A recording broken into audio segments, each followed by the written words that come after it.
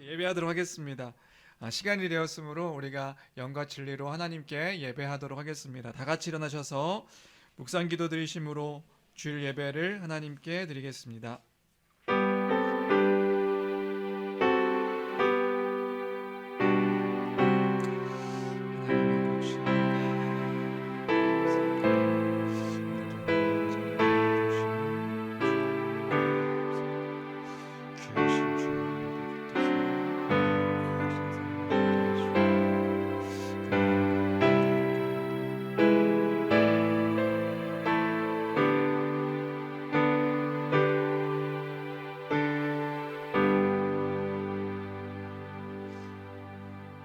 새 노래로 여호와께 노래하라.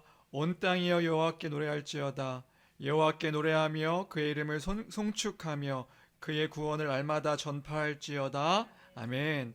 우리의 영광과 찬송을 받기에 합당하신 하나님, 오늘도 우리를 이 예배 자리에 불러주심에 감사합니다. 어린 양 되신 예수 그리스도의 십자가의 공로와 그의 의로 주의 백성 된 우리가 하늘의 하나님을 예배하오니 은혜를 베푸시고 우리와 함께하여 주시옵소서. 함께하실 주님을 기대합니다. 귀하신 우리 주 예수 그리스도의 이름으로 기도합니다. 아멘. 다 같이 우리를 부르신 하나님의 영광을 기억하며 사랑하는 나의 아버지 함께 찬양하도록 하겠습니다.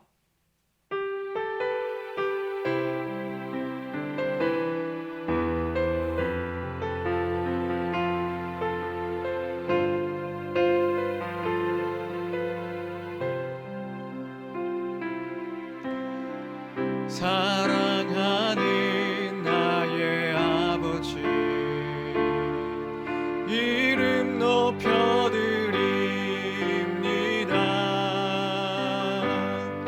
주의 나라 찬양 속에 임하시니 능력에 주께 찬송하네. 전능하신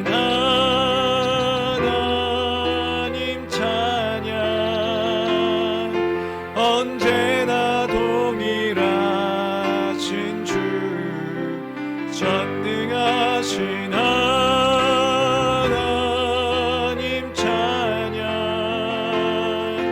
영원히 다스리네. 사랑하는 나의 아버지 사랑하는 나의 아버지 이름 높여드립니다.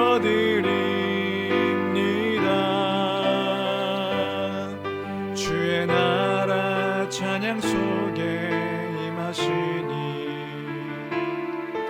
능력에 주께 찬송하네. 전능하신 하나님 찬양 언제나 동일하신 주 전능하신 하나님 찬양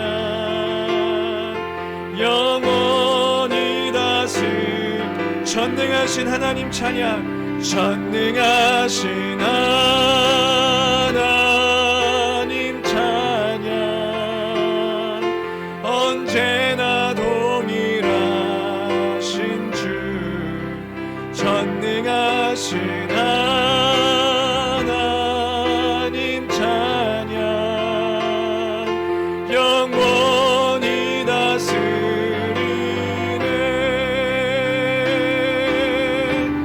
나 주의 이름 높이리. 나 주의 이름 높이리. 하늘 높이 올린 깃발처럼 주의 이름 높이리. 전능하신 하나님 찬양 언제나 동일하신 주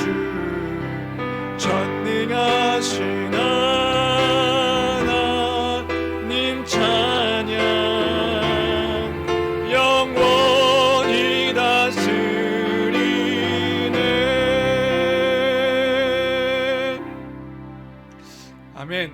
모두 자리에 앉아 주십시오. 이 시간 함께 기도하는 시간 갖도록 하겠습니다. 이 시간은 회개의 기도, 참회의 기도 시간입니다.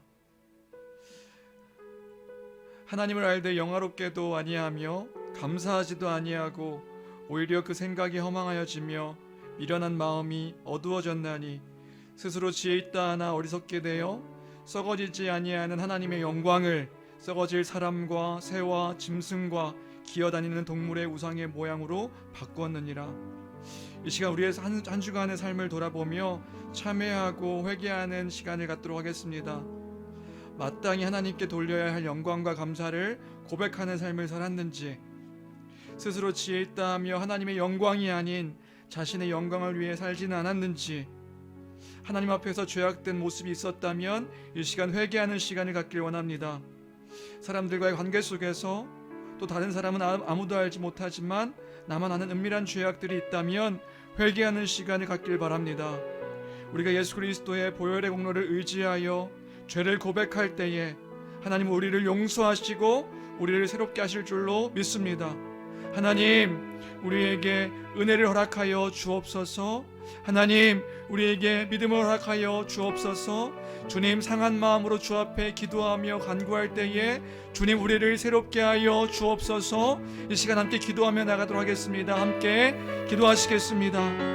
존귀하신 하나님 아버지, 은혜와 사랑을 감사합니다. 오늘도 우리를 이 시간 이 예배 자리에 불러주셔서 하나님 아버지 기도하며 또 간구하며 주 앞에 나아갈 수 있도록 허락하여 주시니 주님 감사합니다. 그러나 주님, 한 주간의 우리의 삶을 다시금 돌아봅니다. 주님, 부끄럽고 추악하고 죄악된 우리의 모습들을 주여 돌아봅니다. 하나님 아버지, 우리에게 은혜 허락하여 주옵소서. 주님, 긍휼히 여기시는 하나님의 마음을 우리가 기억하게 허락하여 주시옵소서. 주님, 하나님의 영광을 위해 살아가야 하는 우리인데 주님, 하나님께 감사하며 그 감사를 고백하며 날마다 우리 입술 가운데 찬양으로 고백해야 하는 우리인데 하나님의 영광을 위하여 살기보다는 나의 영광을 위하여서 주님, 내가 원하는 것들을 바라며 꿈꾸며 소망하며 살았던 우리의 모습을 돌아봅니다. 하나님 아버지, 우리의 죄악된 모습을 주여 이 시간 부끄럽게 여기며 아버지 기도하며 아버지 하나님 주의 도우심을 구하는 은혜의 시간 되게 허락하여 주옵소서. 하나님만 하시는 은밀한 죄악들이 나에게 있음을 고백하나이다.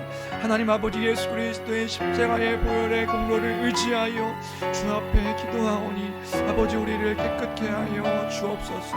여전히 무너지고 쓰러지고 자빠지며 하나님 아버지 염려하고 근심하는 모든 일들 가운데, 낙심하며 또 절망하는 모든 일들 가운데 하나님 아버지 은혜를 베풀어 주셔서 주님을 더욱더 의지하는 심령 될 수 있도록 도와주옵소서. 주님 말씀하시면 그 말씀에 반응하고 주께서 말씀하시는 그 뜻 가운데 거하며 살아가야 했던 우리임에도 불구하고 주님 주의 뜻에 민감하기보다는 하나님 아버지 내가 처한 현실 가운데 아버지 민감하게 살았던 아버지 나의 모습을 주여 한 주간 삶 가운데서 돌아봅니다. 아버지 하나님, 우리를 불쌍히 여겨 주옵소서. 한순간도 주의 은혜가 아니면 살 수 없는 우리인데 아버지 내 힘과 내 의지로 살 수 있는 것 마냥 아버지 그렇게 살았던 우리의 모습을 돌아봅니다. 하나님 아버지, 우리를 불쌍히 여겨 주시옵소서. 상한 마음을 가지고 이 자리에 나온 심령들이 있습니다.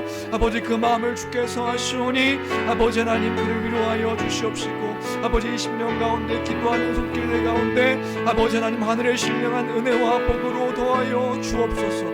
하나님의 그 참된 안식이 필요합니다. 아버지 참된 그 영생의 은혜가 필요합니다. 하나님 나라의 그 충만한 복이 누려지는 아버지 그런 삶이 될 수 있도록 도와주옵소서. 영원한 삶 가운데 우리가 살아가는 삶임을 기억하는 우리 되기를 간절히 빌고 원하옵나니 모든 것들을 넉넉하게 이길 수 있는 힘과 능력과 용기를 허락하여 주시기를 간절히 빌고 원하옵나이다. 하나님 아버지, 주의 거룩한 날 이 부활의 날에 주 앞에 나왔습니다. 그 부활을 소망하며 이 사망과 죽음과 죄 가운데 승리하신 그 예수 그리스도의 승리를 기억하며 아버지 선포하는 은혜의 시간 되게 허락하여 주옵소서. 하나님 아버지 우리에게 은혜를 허락하여 주시기를 간절히 빌고 원하옵나이다. 우리의 죽어버린 영혼이 다시금 깨어서 하나님을 더욱더 바라볼 수 있는 은혜의 시간 될 수 있도록 도와주옵소서. 주님, 우리의 심령을 깨워주시기를 간절히 빌고 원하옵나이다. 하나님 아버지, 하나님 아버지, 우리와 함께하여 주옵소서. 하나님 아버지, 하나님 아버지, 우리를 그저 두지 마시고 우리가 삶 가운데 주여 함께 하심을 기억하게 하여 주시옵소서. 예수 그리스도의 그 의를 의지하여 주님이 부패한 자가 주 앞에 나아갑니다. 하나님 아버지, 하나님 아버지, 주 앞에 나왔을 때 주님 무겁고 수고하고 짐진 자들이 다 참된 안식을 누릴 수 있도록 주여 도와주옵소서. 주의 마음과 주의 뜻 가운데 함께 하여 주옵소서.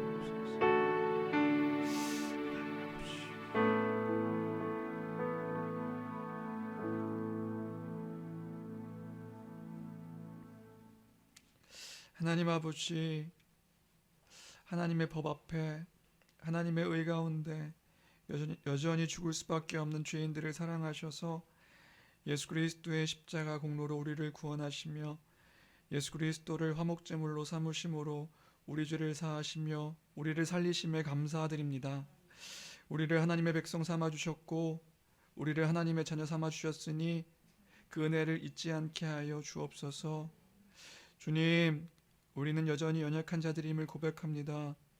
수많은 일들로 인하여 넘어지고 쓰러지고 또 자빠지고 허우적거릴 때가 너무나도 많습니다. 아침마다 늘 새롭고 인자와 긍휼로 그 긍휼을 베푸시는 하나님을 기억하게 하여 주옵소서. 사랑이 많으신 주께서 날마다 우리를 일으키시고 날마다 우리를 세우시며 날마다 우리를 돌보심을 고백하게 하여 주옵소서. 우리가 저 바다 끝에 거할지라도 그곳에서도 함께 하시는 그 주님을 우리가 잊지 아니하고 찬양하며 살아갈 수 있는 인생 될 수 있도록 주여 축복하여 주옵소서. 모든 것 주께 있음을, 우리의 생명까지도 주께 있음을 주님 고백하오니 하나님 아버지, 우리의 주인 되어 주옵소서. 우리를 인도하여 주옵소서. 가장 선한 길로 주께서 인도하여 주옵소서. 모든 것 함께 하실 주님을 기대하고 감사합니다. 존귀하신 우리 주 예수 그리스도의 이름으로 기도합니다. 아멘. 모든 사람이 죄를 범하였음에 하나님의 영광에 이르지 못하더니 그리스도 예수 안에 있는 속량으로 말미암아 하나님의 은혜로 값없이 의롭다 하심을 얻은 자 되었느니라. 아멘. 하나님을 향한 감사의 고백으로 찬송가 413장 함께 찬양하시겠습니다.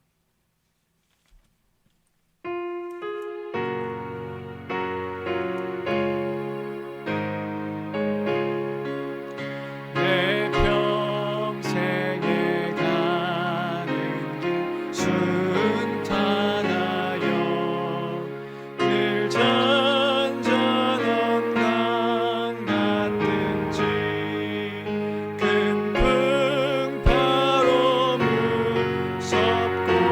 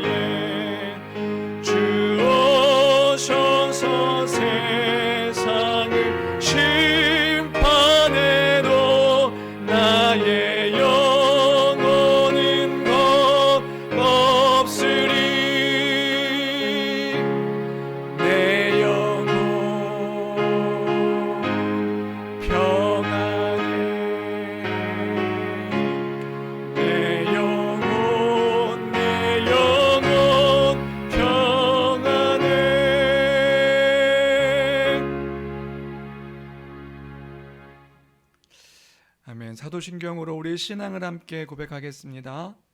전능하사 천지를 만드신 하나님 아버지를 내가 믿사오며 그 외아들 우리 주 예수 그리스도를 믿사오니 이는 성령으로 잉태하사 동정녀 마리아에게 나시고 본디오 빌라도에게 고난을 받으사 십자가에 못 박혀 죽으시고 장사한 지 사흘 만에 죽은 자 가운데서 다시 살아나시며 하늘에 오르사 전능하신 하나님 우편에 앉아 계시다가 저리로서 산자와 죽은 자를 심판하러 오시리라.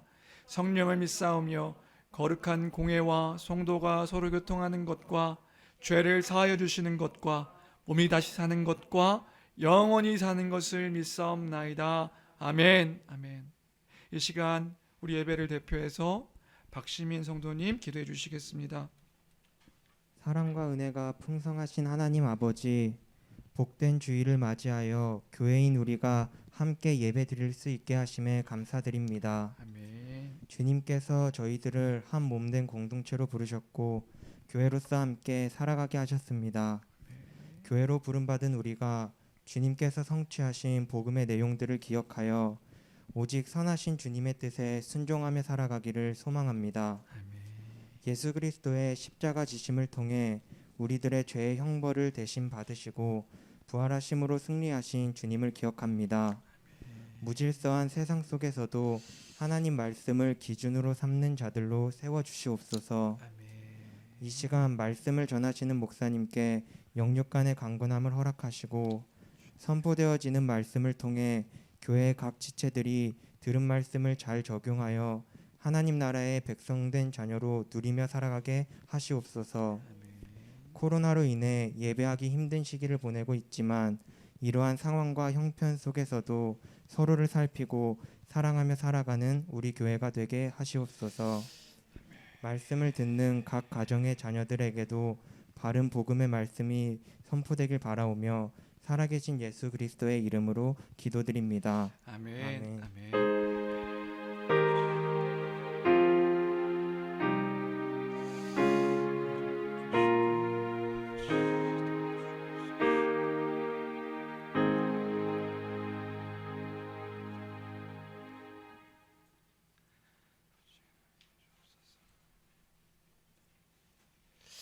네, 감사합니다. 오늘 우리가 함께 나눌 말씀은 고린도전서 14장입니다.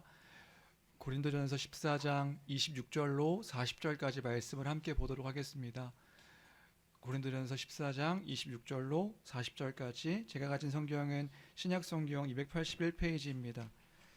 신약성경 281페이지 고린도전서 14장 26절로 40절까지입니다.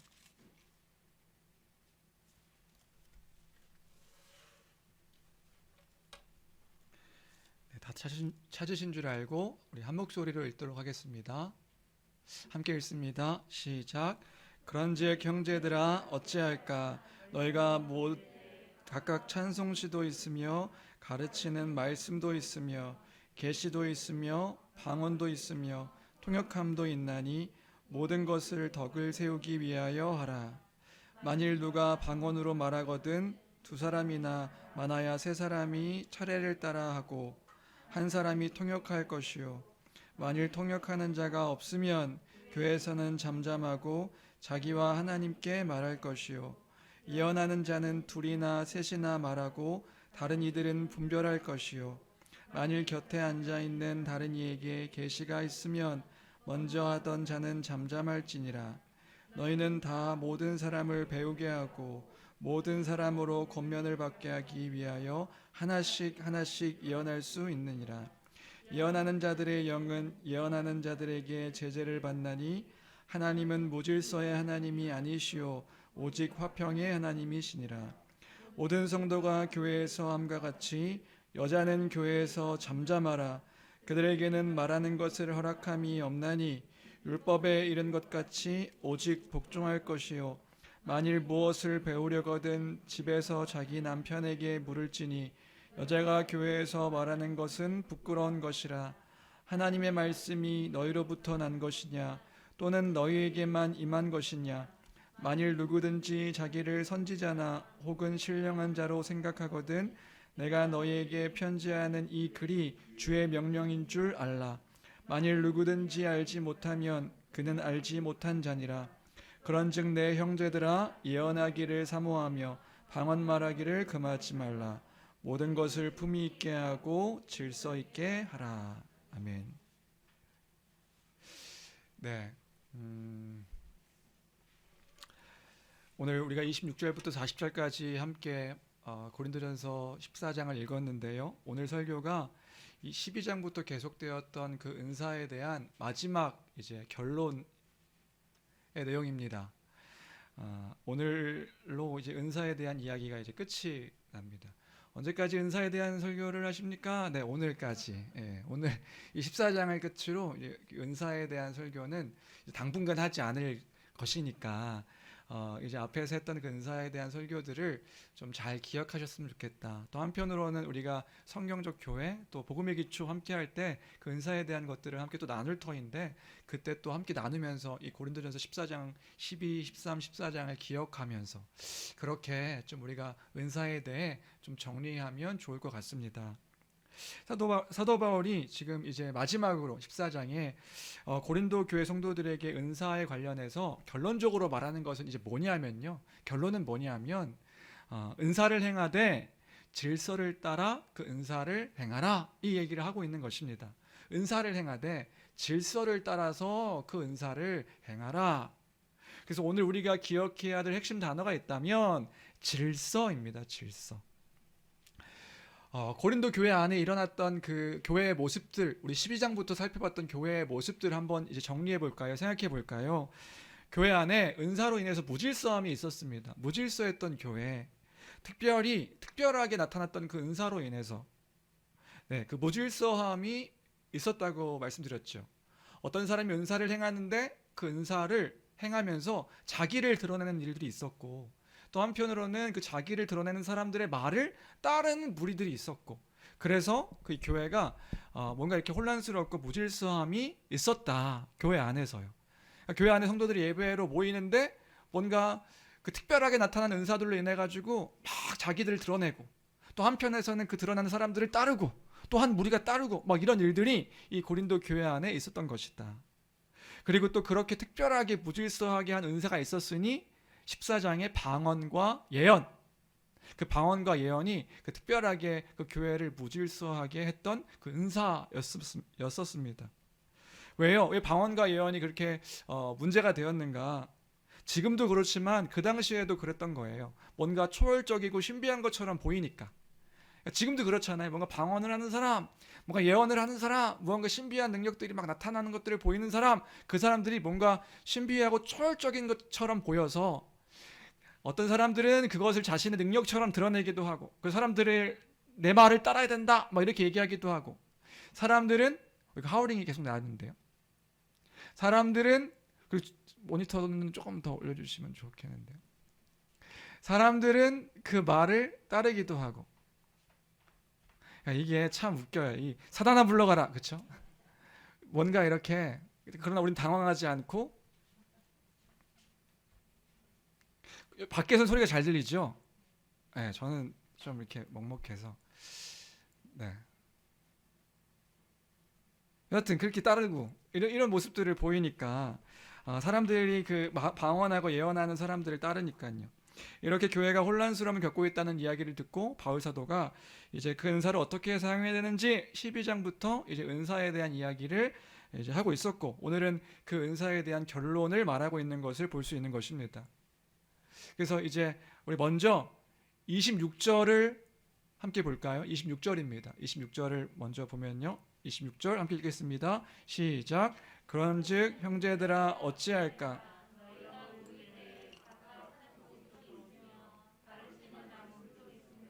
계시도 있으며 방언도 있으며 통역함도 있나니 모든 것을 덕을 세우기 위하여 하라. 33절도 볼까요? 33절입니다. 함께 읽겠습니다. 시작.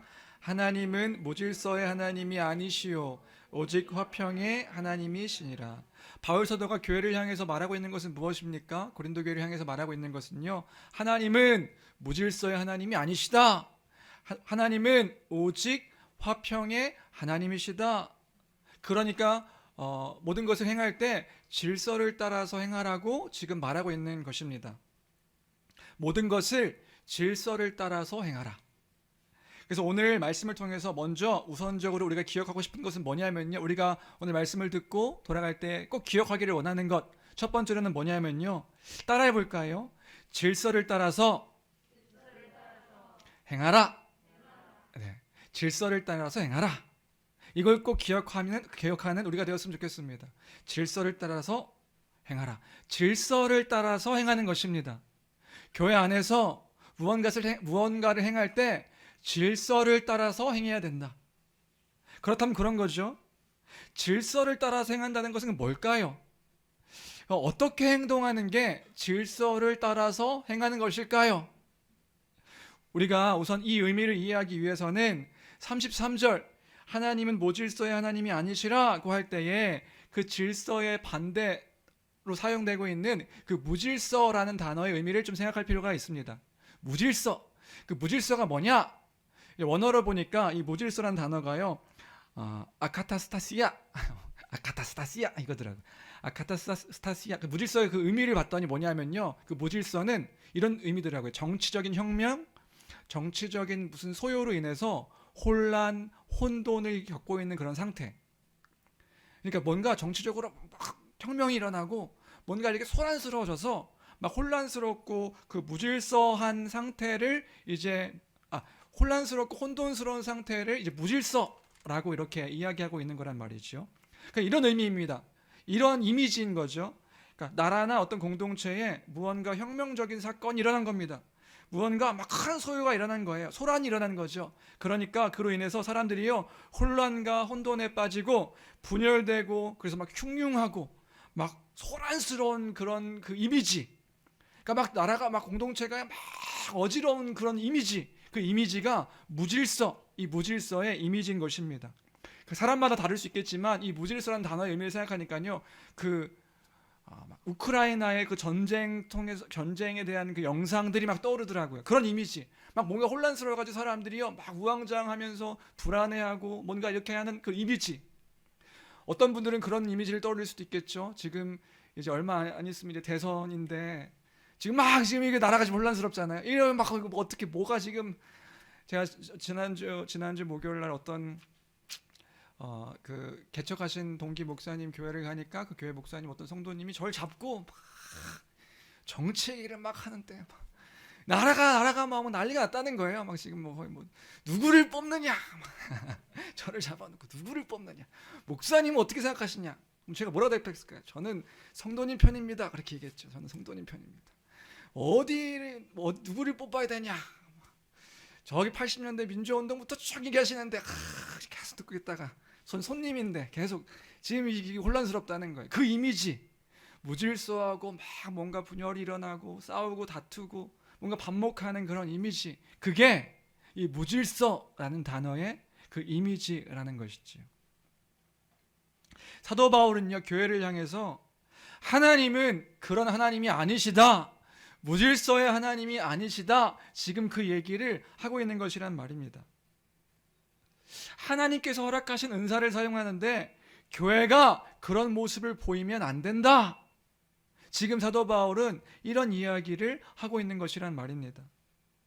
잘 기억하십시오. 여러분들, 이제 결론적으로 이야기하는 겁니다. 잘 기억하십시오. 뭐예요? 만약에 교회 안에 이런 문제가 생긴다면요, 이런 모습이 교회 안에 생긴다면요, 그것은 우리가 은사를 잘못 사용하고 있는 것이다. 이것을 우리가 이 상황들을 바라볼 때에, 그런 상황들을 보게 되면 우리는 은사를 잘못 사용하고 있는 것이구나, 이것을 깨달아야 한다는 것입니다.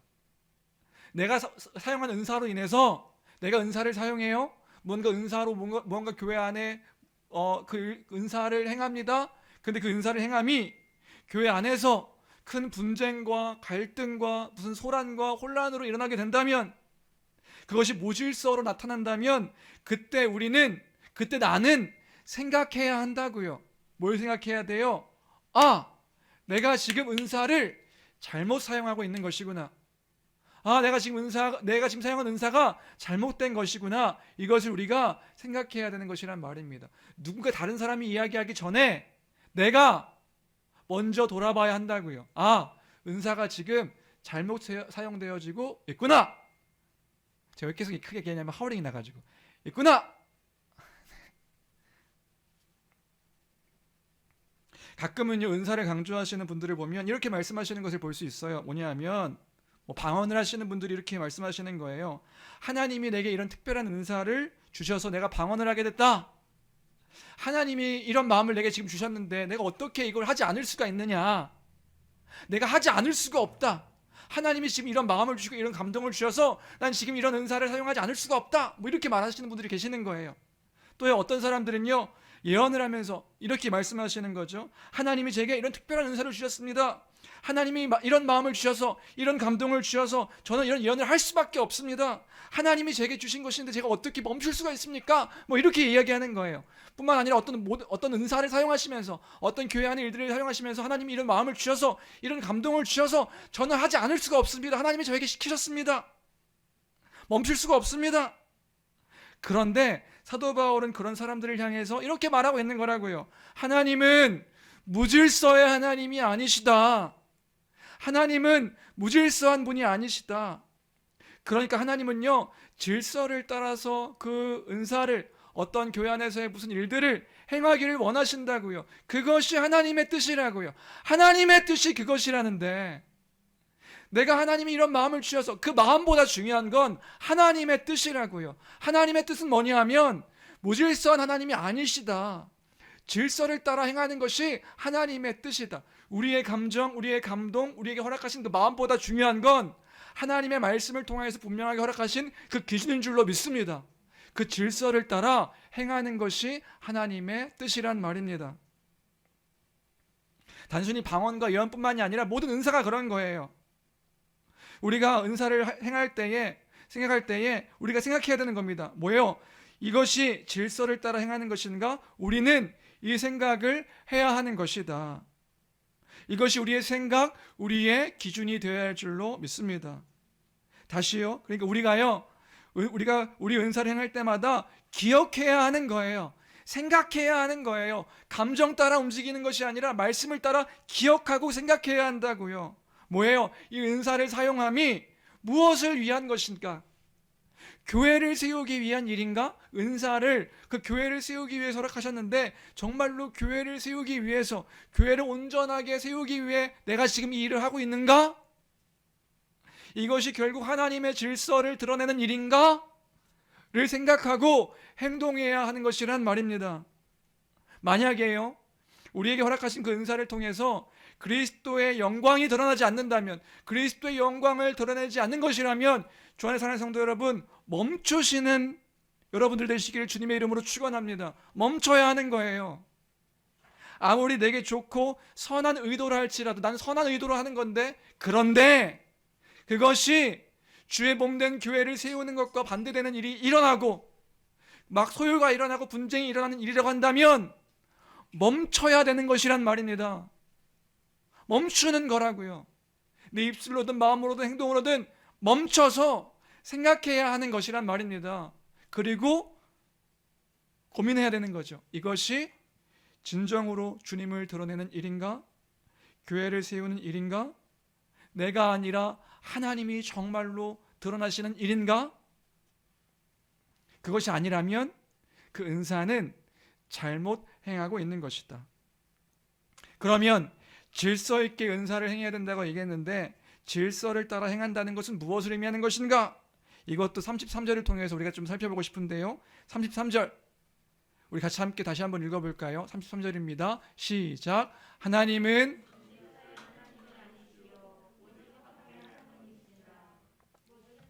네, 33절만요. 하나님은 무질서의 하나님이 아니시요 오직 화평의 하나님이시니라. 그 무질서의 반대를 화평으로 이야기하고 있는 거예요. 그 무질서의 반대가 화평인데, 그럼 그게 질서를 따라 행했을 때에 나타나는 그 성품인 거죠. 화평. 그 화평이 뭐냐? 화평이라는 단어는 헬라어로 보니까요, 우리가 잘 알고 있는 에이레네라는 단어입니다. 에이레네라는 단어는 뭐냐면요, 이 무질서 반대가 되는 단어인데, 이 에이레네는 전쟁 중에 전쟁이 끝남으로 오는 그 평화, 전쟁이 종식되어서 오는 질서 있고 뭔가 이렇게 그 법과 질서가 유지되는 상태. 그러니까 무질서는 뭔가 혁명, 소요가 일어나가지고 막 혼란스러운 상태로 한다면 이것이 다 끝나고, 에이레는 뭐냐면 이 전쟁 중에 이 전쟁이 종식되어서 이제는 그 전쟁의 끝마침으로 평화를 이루는 상태, 이게 바로 에이렌의 화평의 의미인 것입니다. 그러니까 하나님은 화평의 하나님이시라, 하나님은 그 평화의 하나님이시라. 그러니까 뭔가 열광적인 것에 빠져서 무언가 혼란스럽고 정신없이 일이 진행되어지는 것이 아니라, 하나님은 그 화평, 전쟁이 끝나고 서로가 싸우지 않고 화평한 상태를 이루는 것, 그것이 하나님께서 원하시는 그 질서의 모습인 것이란 말입니다.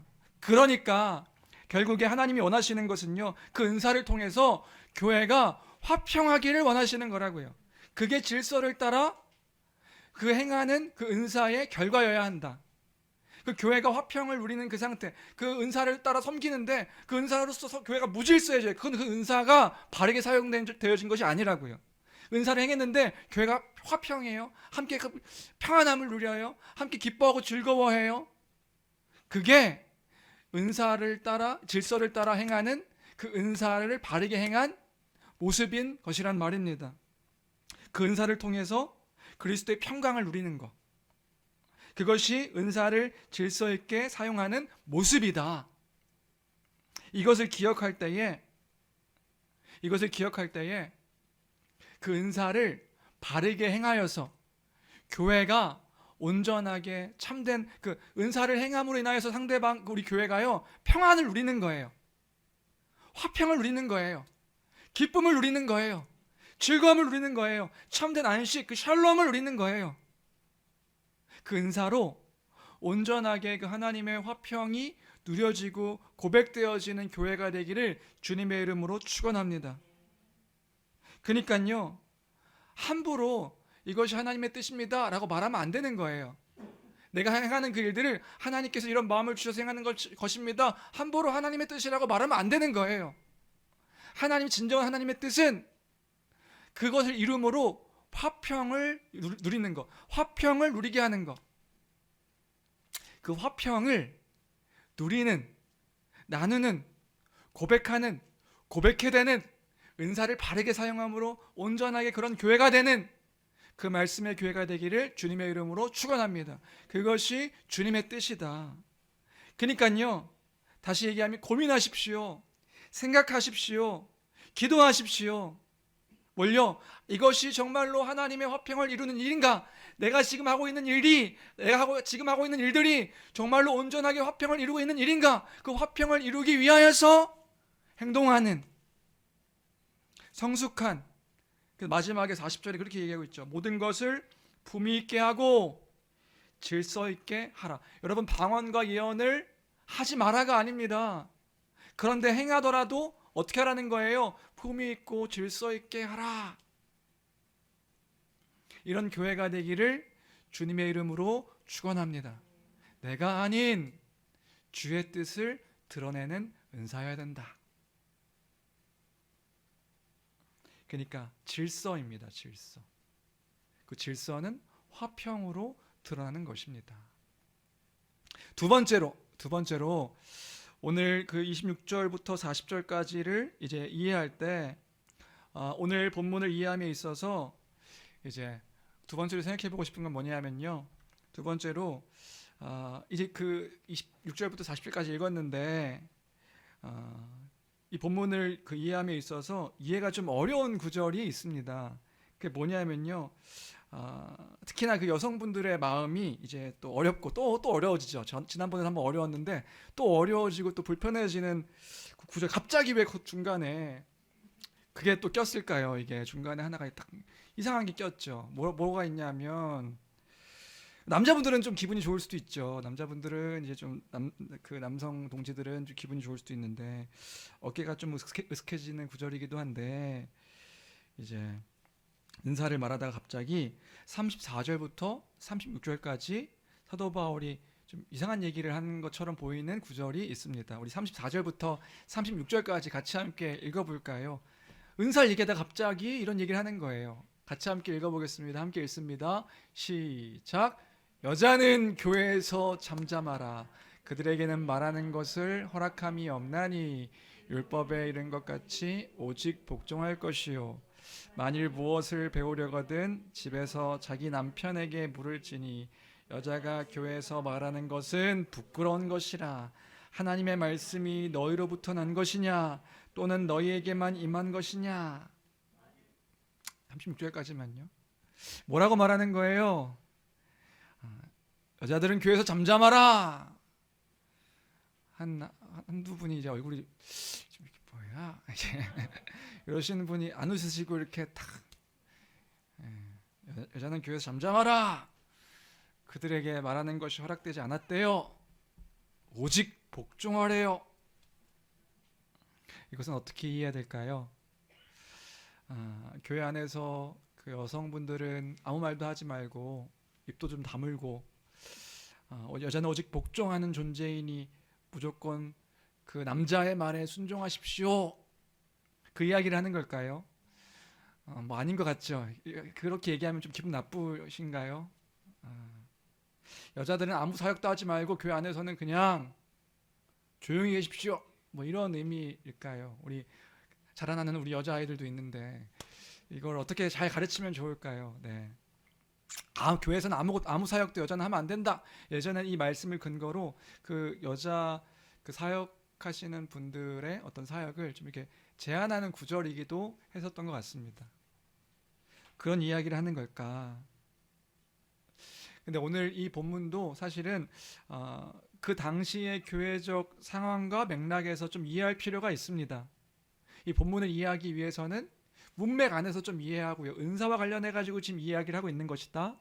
그걸 좀 한번 생각해 봐야 되고요. 그래서 사실 이 구절이 이제 좀 불편하기도 하고 또 하니까 어떤 신학자들은 이건 삽입된 구절이다 이렇게 보기도 하거든요.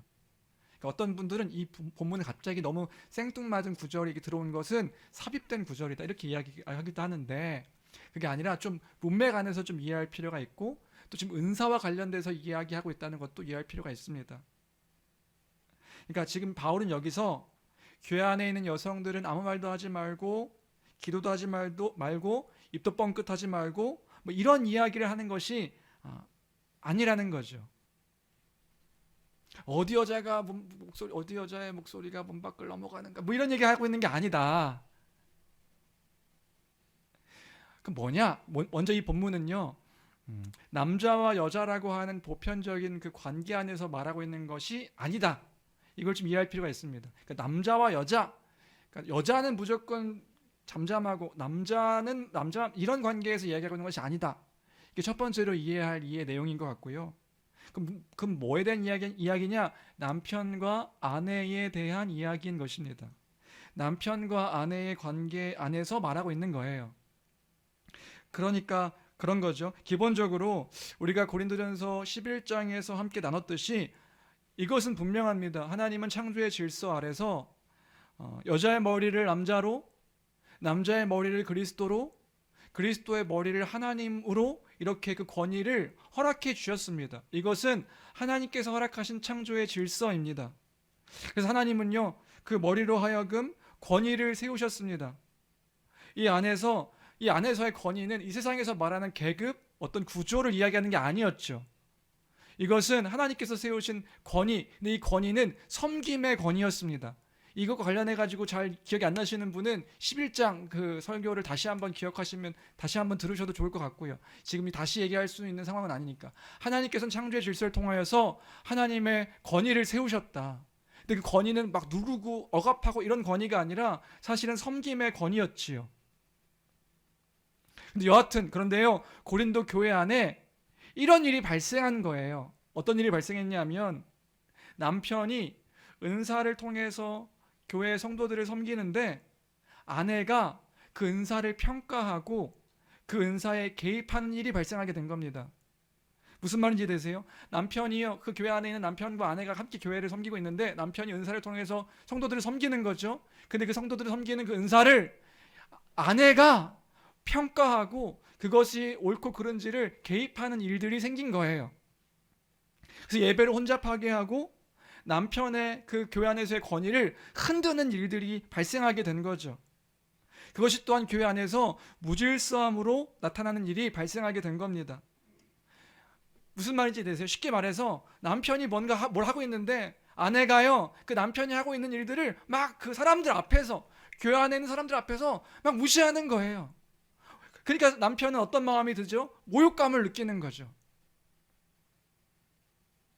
근데 이게요, 뭐 지금 시대에도 기분 나쁜 일이긴 하지만 이게 2000년 전 일이라고요. 이 문화, 시대 문화가 어떤 문화냐면 2000년 전 문화라고요.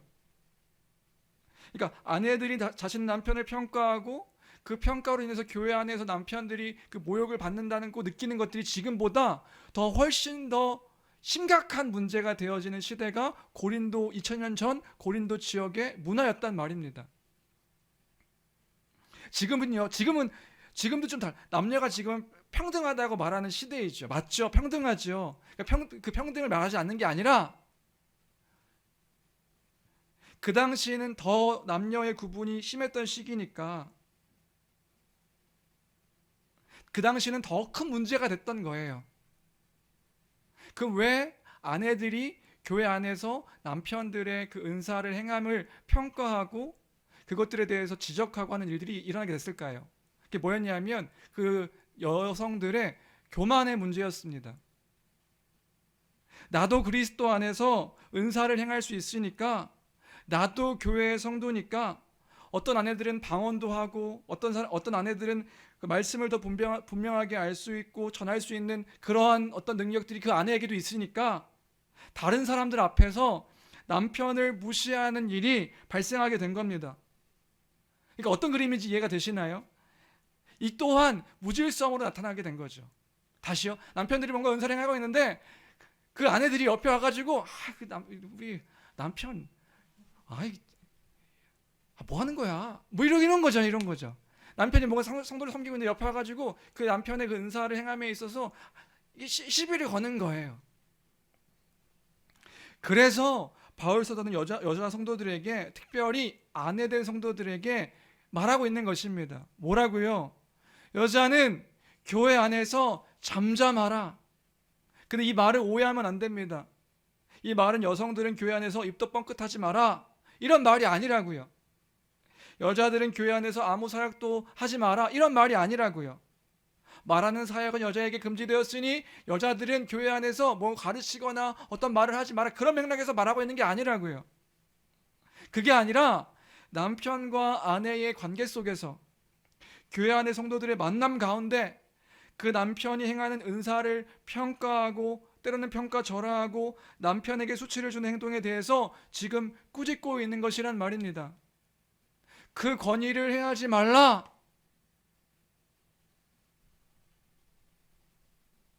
그 건의를, 남편의 건의를 아내가 세워줘야 하는데 그 건의를 해하지 말라. 여성분들이요, 남편의 건의를 해하지 말라. 아멘. 남편의 건의를 해하지 말라, 그 얘기를 하고 있는 거예요. 그럼 어떤 분이 이렇게 따질 수 있겠죠.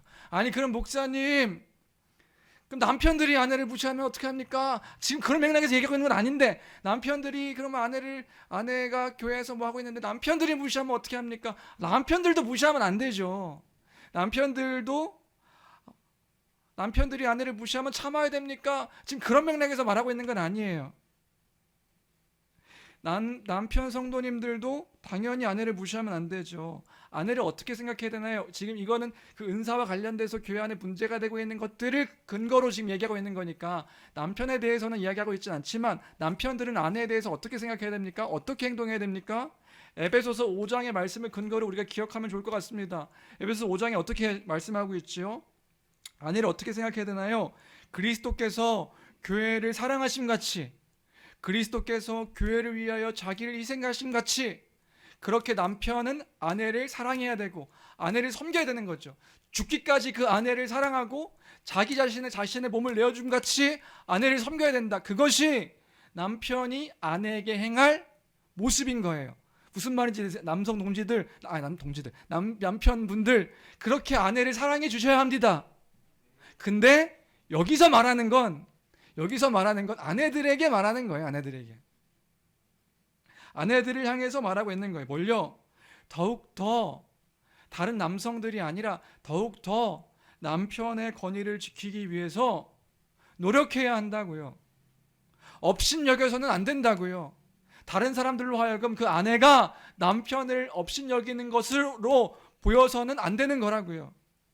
왜요? 그것은 하나님의 창조의 질서를 깨트리는 일이기 때문에 그렇습니다. 그래서 그 얘기를 하고 있는 거예요. 뭘 얘기하고 있는 거냐면 남편이 무언가 행하는 그 일을 확인하고 그것을 알고 싶으면 그것이 어떤 의미인지 어떻게 행하는 것인지 그것이 맞고 틀린지 알기를 원하면 배우기를 원하면 여기 배운다는 단어가 알다 이런 의미거든요. 알기를 원하면 남편이 그 행하는 것이 무엇인지 알기를 원하면 남편에게 물어봐야 하는 겁니다. 그러니까 지금 이 뒤에 34절 이 말씀이요.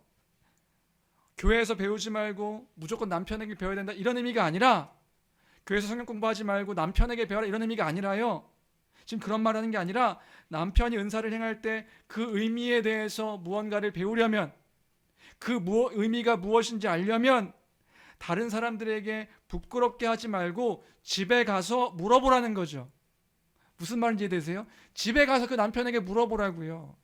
집에 가서 그 남편이 그 일들을 왜 했는지 그 의미가 무엇인지를 물어보라고요. 다른 사람들 앞에서 물어서 무시하지 말고 망신 주지 말고 모욕감을 주지 말고 집에 가서 그 이야기들을 물어봄으로 그 남편의 권위를 세워주라고 지금 이야기하고 있는 것이란 말입니다. 그게 질서라고요. 질서. 그것이 또한 교회와 가정을 화평하게 하는 질서의 모습이란 말입니다. 왜요? 남편이 수치를 당할 수 있으니까요. 화평을 위해서 서로의 화평을 이루어라 이렇게 이야기하고 있는 거란 말이지.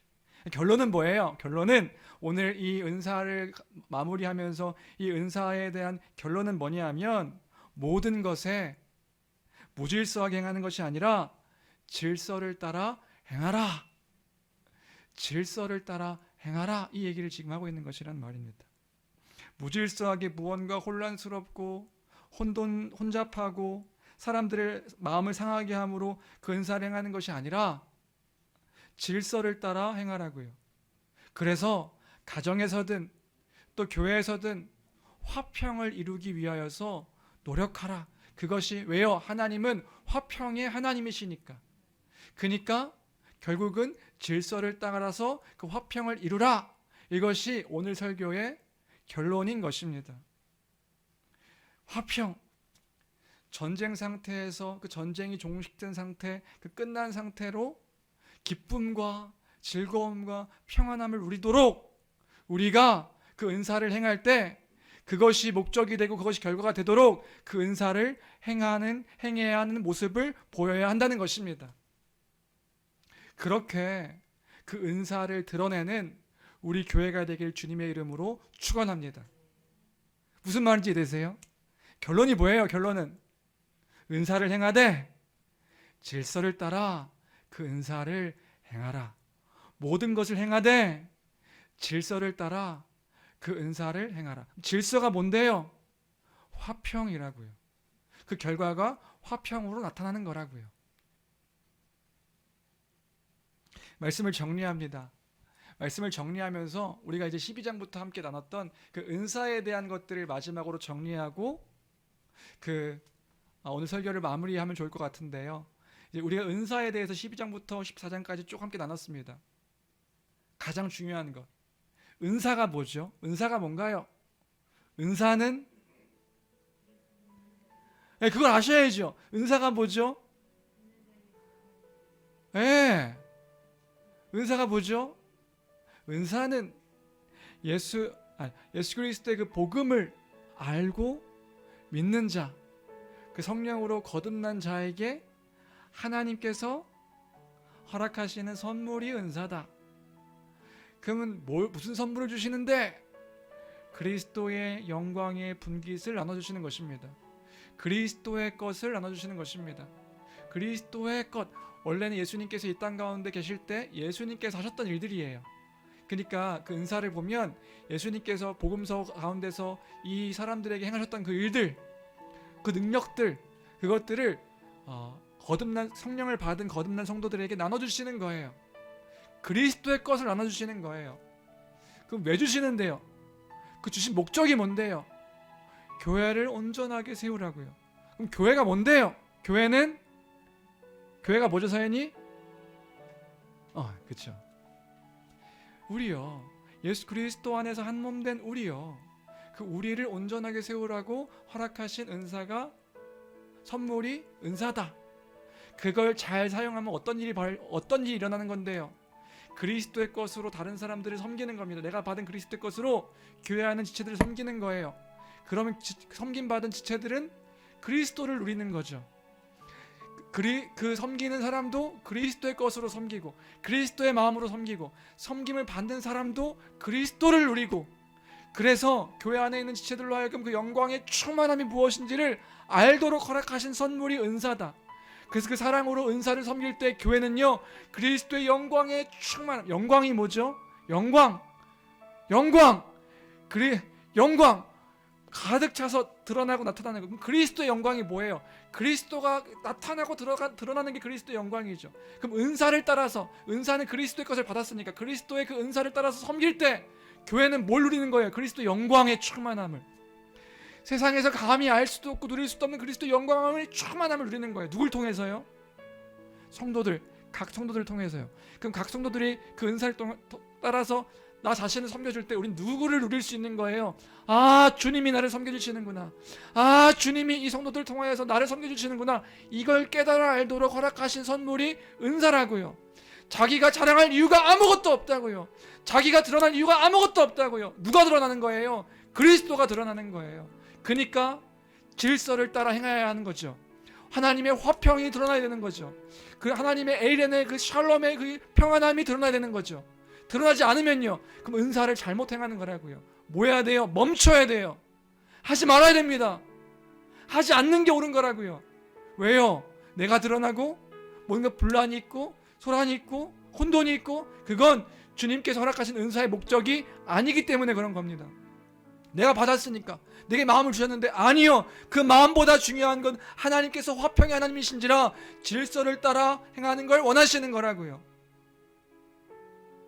그 질서를 따라 행할 때 우리 교회는 그 주님의 그 충만한 그 영광을 온전하게 누리게 될 줄로 믿습니다. 그 은사를 바르게 행함으로 그 주님의 참된 교회가 되는 그 말씀의 교회가 되길 주님의 이름으로 축원합니다. 그런 모습이 보여야 되는 거예요. 그런 모습이 나타나야 되는 거예요. 그런 은사를 행함의 모습이 나타나야 되는 거예요. 그것을 이루는 우리가 되었으면 좋겠습니다. 네, 오늘은 은사에 대한 마지막 설교였고요. 다음 주에는 고린도전서 15장 함께 나누도록 하겠습니다. 우리 마지막으로 그래서 이 찬양 함께 고백했으면 좋겠는데요. 나의 가장 낮은 마음, 그 낮은 마음으로 우리 교회를 섬기고, 교회를 섬길 때 그거 아세요? 우리 각 지체들을 섬길 때 하나님을 섬기는 거예요. 하나님을 섬기는 마음으로 그 지체들을 섬기는 거예요. 또 하나님을 사랑하는 것을 통하여서 지체들을 섬기는 거고요. 그런 우리가 되어야 된다는 그 마음으로 이 찬양 함께 고백했으면 좋겠습니다. 나의 가장 낮은 마음 함께 찬양하시고 기도하도록 하겠습니다. 우리 박수치며 찬양할까요?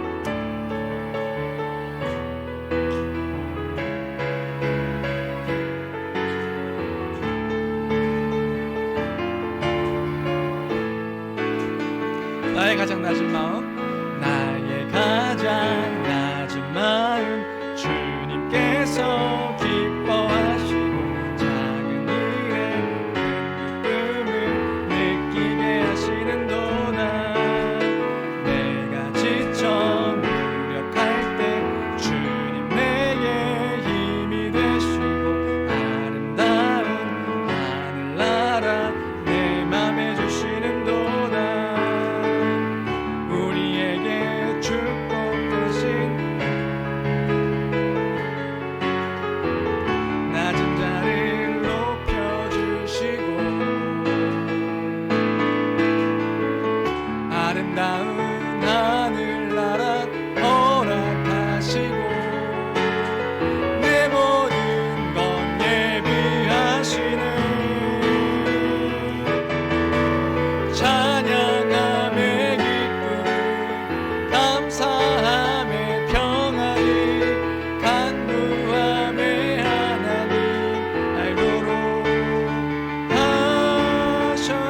한 번 더 나의 가장 낮은 마음, 나의 가장 낮은 마음 주님께서 기뻐하시고 작은 일에 큰 기쁨을 느끼게 하시는도다.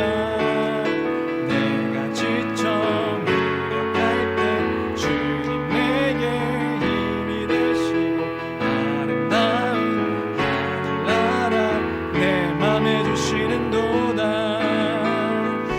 우리에게 축복하신 하나님 사랑, 낮은 자를 높여주시고 아름다운 하늘나라 허락하시고 내 모든 것 예비하시네. 찬양함의 기쁨을 감사함의 평안을 간구함의 하나님 알도록 하셔. 마지막으로 찬양함의 기쁨을, 찬양함의 기쁨을 감사함의 평안을 간구함의 하나님 알도록 하셨네. 아멘.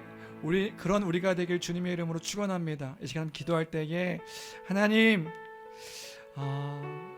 내게 허락하신 그 은사를 잘 사용하여서 주의 몸된 교회를 잘 세우는 주의 거룩하고 순결한 종 되게 해달라고 함께 기도했으면 좋겠습니다. 주여, 그 은사를 통하여서 주의 몸된 교회가 온전하게 세워지고 또 그 주의 영광을 풍성하게 누리는 그런 교회가 되게 해달라고, 우리를 통하여서 이 세상 가운데 그 빛과 소금의 그 주의 영광이 온전하게 선포되어지고 드러나는 그런 교회가 되게 해달라고, 각사 한 사람 한 사람 소외되고 낙오되고 지쳐서 넘어지고 그 쓰러지는 교회가 아니라 우리의 섬김을 통하여서 그 그리스도를 누리며 함께 나누며 기뻐하며 즐거워하는 그런 교회가 되게 해달라고, 또 소극적으로 또 우리가 그런 은사를 행하지 않으려고 노력하는 것이 아니라 더 그 은사를 받은 바 그 은혜와 사랑을 더 풍성하게 드러내고 나타내는 그런 내가 되게 해달라고, 이러한 기도의 제목으로 우리가 함께 이 은사를 생각하면서 교회를 생각하면서 주의 뜻을 구하며 함께 기도하며 나가도록 하겠습니다. 함께 기도하시겠습니다.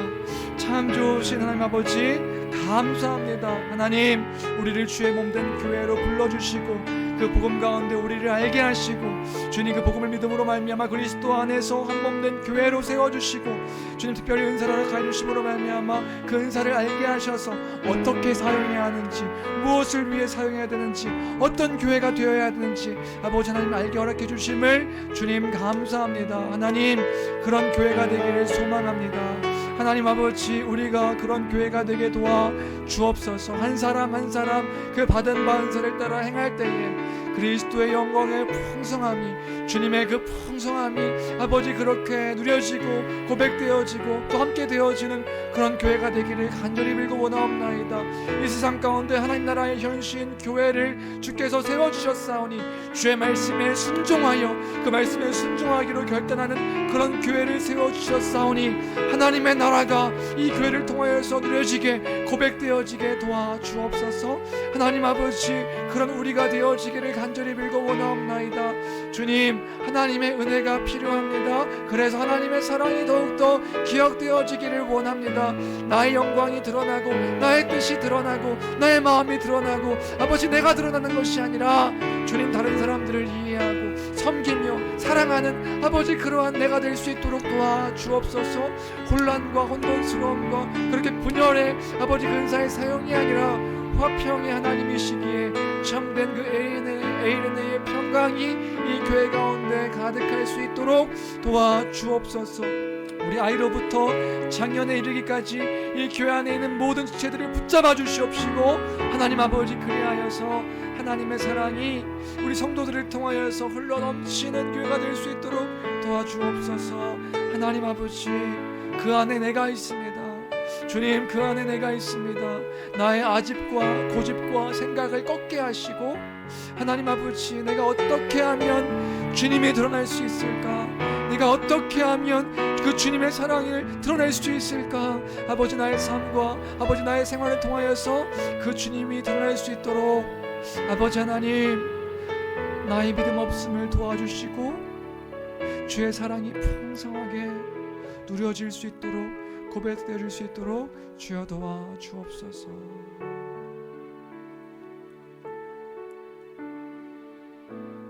하나님 아버지, 감사합니다. 주님, 우리를 교회로 불러주셔서 고맙습니다. 그 교회가 무엇인지, 교회로 부르신 이유와 목적이 무엇인지, 교회를 통해서 어떤 것들을 허락하셨는지, 그 복음을 통하여서 그 한 몸 된 교회로 세우심이 무엇인지, 우리가 그 의미를 날마다 기억하여 그 복음의 복된 소식으로 말미암아 기뻐하고 즐거워하며, 특별히 교회를 허락하신 은사를 따라서 잘 섬기며 그리스도의 영광의 충만함을 누리도록 주여 은혜 베풀어 주옵소서. 그런 교회 되어지기를 간절히 소망합니다. 이 혼란하고 혼돈스럽고 무질서한 세상 속에서 주의 질서를 따라 그렇게 살아가고 살아내는 교회를 보기를 원합니다. 주님, 주인 되어 주셔서 이 교회를 그렇게 사용하여 주옵소서. 함께 해주시기를 간절히 소망하며 존귀하신 우리 주 예수 그리스도 이름으로 기도합니다. 아멘. 찬송가 68장 찬양하시면서 준비하신 헌금 하나님께 드리겠습니다.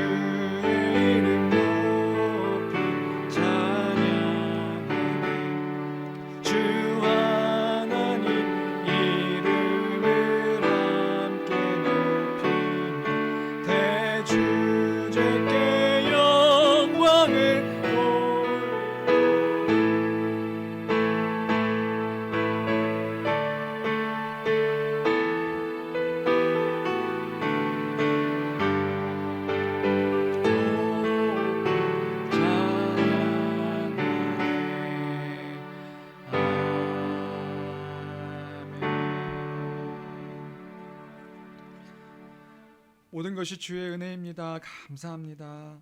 감사헌금 드렸습니다. 무사히 새 학기가 시작돼서 감사합니다. 감사헌금 드렸습니다. 그 밖에 선교헌금, 구제헌금, 목적헌금, 11조헌금, 주정헌금 드렸습니다. 기도하시겠습니다. 하나님 아버지, 감사합니다. 모든 것이 날마다 주의 은혜입니다. 아침마다 새롭고 늘 새로우신 하나님의 성실하심과 또 인자하심이 날마다 고백되어지는 우리 되게 하여 주옵소서. 아버지, 그 믿음을 담아서 주님께 감사로, 또 목적을 담아 주님께 예물 드린 손길들 있습니다. 주님, 모든 것이 주의 것이기에 11조로 주정헌금으로 예배 아버지 하나님 예물 드린 손길들이 있습니다. 주님, 하늘의 신령한 은혜와 복으로 더하시고 주께서 기도하는 기도의 제목마다 감사하는 감사의 이유마다 축복하시며 하늘의 신령한 은혜와 복으로 더하여 주옵소서. 아버지, 헌금이 쓰여지는 곳이 하나님 나라와 그 현시인 교회를 위해서 바르게 쓰여지기를 간절히 소망합니다. 이 물질을 주께서 귀하게 사용하여 주옵소서. 주님, 혼란스럽고 어지러운 시대를 우리가 살아갑니다. 어디로 가야 할지 몰라 갈팡질팡하는 그 인생들이 우리의 인생임을 또한 고백합니다. 주님, 영원한 소망을 주께 두며 가장 선한 길로 인도하시는 주의 인도하심을 바라며 하루하루 주님을 더욱더 붙잡으며 의지하며 전능하신, 능력이 한이 없으신, 또 지혜가 무한하신 그 하나님을 의지하며 살아가는 우리 모두가 되게 허락하여 주옵소서. 주께서 우리의 주인 되어 주시기를 간절히 빌고원하옵나니 하나님 아버지, 우리를 붙잡아 주옵소서. 함께 하실 주님을 날마다 기대하고 소망하나이다. 귀하신 우리 주 예수 그리스도의 이름으로 기도합니다. 아멘.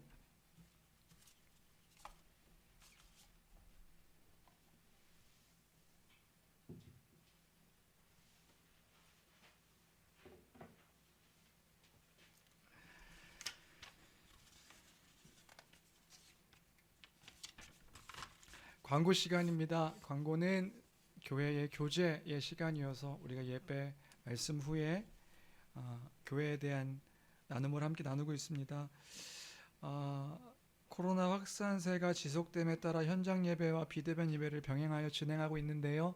지난주 금요일 3월 1일부로 아니죠. 공문이 내려왔는데요. 그 금요일 3월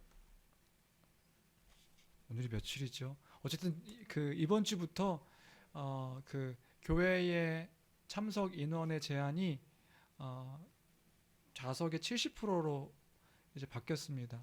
70%면은 저희가 50석이 넘는데 본당은 50석이 넘고 공간 분리되어서 또 저기 앉을 수 있는데 그걸 고려하지 않더라도 이제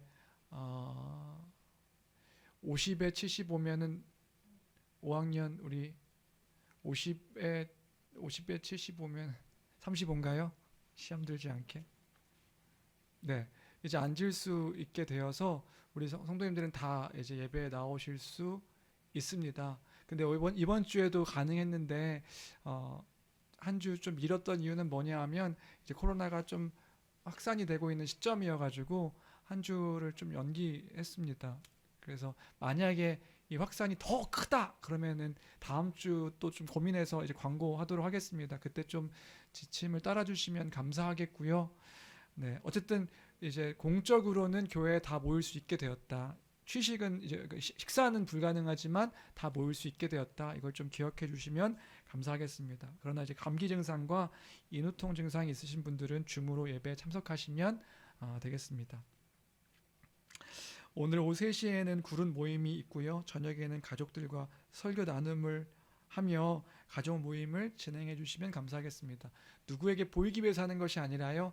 우리가 저녁에는 가족들이 함께 모여서 말씀도 함께 나누고 또 함께 그 생각들도 나누고 화평을 이루기 위해 함께 그 시간들을 가지시면 감사하겠습니다. 혹 저녁에 나누지 못한다면 이제 주중에 편한 시간대에 함께 나누셔도 좋겠다. 그러나 꼭 함께 가족들이 함께 모여서 그런 시간을 가지시면 좋을 것 같습니다. 돌아오는 주 수요일 금요일에는 성경 강좌가 있고요. 사과 두 번째 시간을 갖도록 하겠습니다. 매주 목요일 8시에 팀 켈러 결혼을 말하다 북쉐어링이 있습니다. 청년들 이제 불꽃교회 청년들하고 저희 교회 성도님들하고 같이 이제 나누고 있는데요. 귀한 성경적 그 결혼관이 세워질 수 있도록 이제 제가 조금 알 것 같은데요. 뭐냐면 그 복음이라고 하는 것들이 이제 복음이 결국에는 교회, 가정, 부부, 가정 그리고 국가 이렇게 해서 이렇게 연결되어지는 거더라고요. 그러니까 우리가 교회가 이제 복음의 기초를 하고 성경적 교회를 하는 것으로 끝나는 게 아니라 그 복음을 통하여서 어떻게 이 가정을 또 이 부부와의 관계를 자녀를 어떻게 실천해야 되는가 또 국가를 어떻게 국가 안에서 우리가 어떠한 삶을 살아가야 되는가 이런 것까지도 같이 이제 생각할 수 있는 그러한 우리가 되어야겠다. 삶 가운데서 어떠한 삶을 살아야 되는가 이런 고민도 함께 하는 교회가 되었으면 좋겠습니다. 3월 13일 다음 주 그 주일 예배 후에 그 말씀의 교회에 첫 공동의회라는 이름으로 공동의회를 합니다. 일주일 전에 이제 광고가 돼야 돼가지고 오늘 미리 말씀드리고요. 3월 13일 다음 주 주일 예배 후에 공동의회를 이제 하는데요. 공동의회 안건은 뭐냐면요. 안건은 교회 설립건입니다. 교회 설립과 관련해 가지고 그 청원서를 이제 저희가 청원 그 서명을 받아야 하는데 하여튼 그것과 관련해서 공동의회를 다음 주에 하도록 하겠습니다. 예배 후에요. 그래서 다음 주에는 될 수 있으면 다 이제 현장에 참여해 주시면 감사하겠고요. 만약에 확산세가 막 정말 40만 명으로 늘어난다? 그러면 이제 줌으로 하고 뭐 이렇게 하더라도 다음 주는 다 같이 모여서 공동의회를 하도록 하겠습니다. 마지막으로 3월 생일제가 있습니다. 우리 3월 4일에 남정아 성도님, 네, 남정아 성도님이 생일이셨고요. 남정아 성도님은 제 아내입니다. 네, 남정아 혹시 모르실까봐 남정아 성도님은 제 아내고요. 그리고 또 이주연 성도님이 21일 생일이십니다. 우리 박수로 축하하셨고, 네, 축하하겠습니다. 21일, 네, 와, 네, 병호 형제 나타났다가 박수치고 다시 들어간 거죠? 분명히 이렇게 손이 보였는데, 네, 감사합니다. 네, 이상입니다. 다 같이 일어나셔서 찬송가 635장 주기도문 찬양하시고 축도로 예배 마치겠습니다.